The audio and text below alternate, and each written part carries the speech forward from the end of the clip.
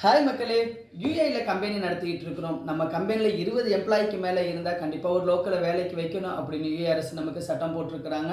அது மட்டும் இல்லாமல் 80%க்கு மேலே கம்பெனியில் ஒரே நேஷனாலிட்டி இருந்தால் டைவர்சிட்டி ப்ரோக்ராமை நம்ம ஃபாலோ பண்ணணும் அப்படிங்கிற ஒரு விஷயம் சொல்லியிருக்கிறாங்க.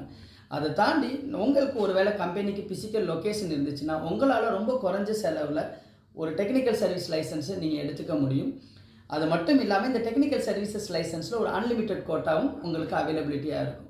ஸோ ஒரு 13,500 திரஹம்ஸ் இருந்தால் போதும். உங்களால் ஒரு டெக்னிக்கல் சர்வீசஸ் லைசன்ஸை நீங்கள் ஒன்று புதுசாக ஓப்பன் பண்ணலாம். அப்படி இல்லாட்டி உங்களுக்கு ப்ரீவியஸ் இருக்கக்கூடிய அந்த பிசிக்கல் லொக்கேஷன்லேயே ஆட் பண்ணிவிட்டு உங்கள் கம்பெனி ஸ்டார்ட் பண்ணிக்கிறதுக்கான வாய்ப்புகள் இருக்குது. With immigration card, labour card எல்லாமே சேர்ந்து இதுக்குள்ளே வந்துடும்.